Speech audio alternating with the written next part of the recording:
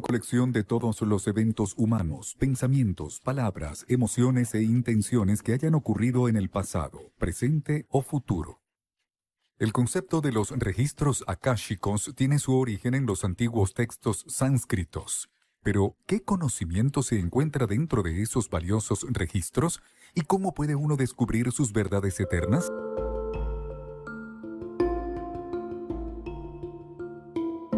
La palabra hindú Akasha, que significa cielo, fue introducida en la cultura occidental por la cofundadora de la Sociedad Teosófica Helena Blavatsky a mediados del siglo XIX. Los teósofos describen el Akasha como la sustancia primordial que incluye todas las fuerzas vitales. Aunque nunca mencionó específicamente los registros akáshicos, Blavatsky hizo referencia a las tablillas indestructibles de la luz astral, utilizadas para registrar tanto el pasado como el futuro de nuestros pensamientos y acciones. Este repositorio de información cósmica, conocido como los registros akáshicos, fue difundido ampliamente por los primeros teósofos como el escritor Alfred Percy Sinnett. En su libro de 1883, Budismo Esotérico, Sinnett sugiere que uno podría ver sus registros akáshicos al lograr etapas superiores de iluminación individual. Muchas religiones hacen referencia a una revisión de la vida póstuma al entrar en la otra vida, donde se usa un libro de la vida. Un concepto similar es usado para juzgar y sopesar los méritos de nuestra existencia. Sin embargo, ¿la idea de una biblioteca akáshica es un lugar físico literal o es un mito metafórico utilizado para explicar una idea compleja? Se le conoce como el Salón de los Registros, la Biblioteca de la Luz, la mente de Dios, la memoria de Dios. Se hace referencia a ellos de muchas formas. Contienen lo que llamaríamos nuestro pasado, presente y futuro potencial. Y es porque estamos aquí en tiempo lineal, en la tercera dimensión, y hemos aceptado esta continuidad de espacio-tiempo que dice, hay un pasado, hay un presente y hay un futuro. Pero esos registros residen en lo que podríamos llamar el eterno ahora, en el momento presente. Así que no existe el pasado, no existe el futuro, solo existe el ahora.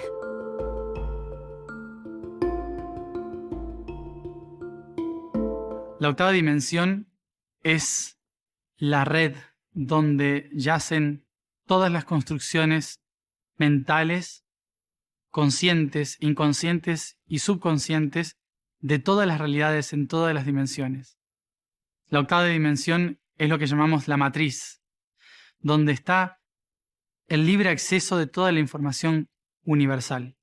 También conocemos a la octava dimensión con el nombre de los registros akáshicos. La red es una constitución de información colectiva tan infinita que es prácticamente imposible de imaginar. Y es el espacio a donde uno puede acceder a encontrar cualquier dato como si fuera algo parecido a la Internet de Dios. Para poder yo acceder a esa información, lo que tengo que hacer es conectarme al Wi-Fi y actualizar mi sistema. Al actualizarlo, voy a poder descargar datos nuevos de información que estaban faltando. Pareciera que acceder a los registros akáshicos es más un proceso metafísico que leer palabras en una página física. ¿Cómo está conectada la conciencia humana con el reino akáshico? La octava dimensión puede verse como el conjunto de todas las conciencias expandidas de la conciencia del ser.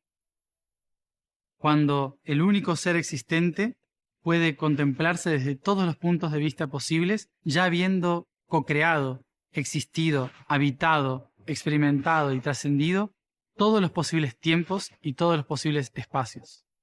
Cada acción, cada voluntad, cada amor, cada sabiduría, cada expresión, cada experimentación, integración y trascendencia que hayamos realizado o que tengamos la voluntad de realizar en la existencia, conforman los caminos que han construido nuestra propia Matrix. La razón por la cual no se puede escapar de la red es porque nosotros somos la red.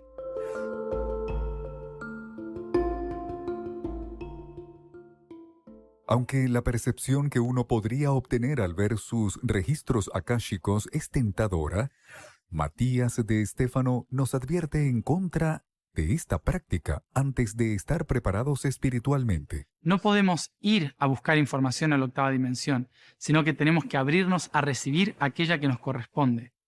Sin embargo, nosotros, como cuerpo físico en tercera dimensión, no podemos acceder a esa información a no ser que nos igualemos a la vibración de los datos que queremos recibir.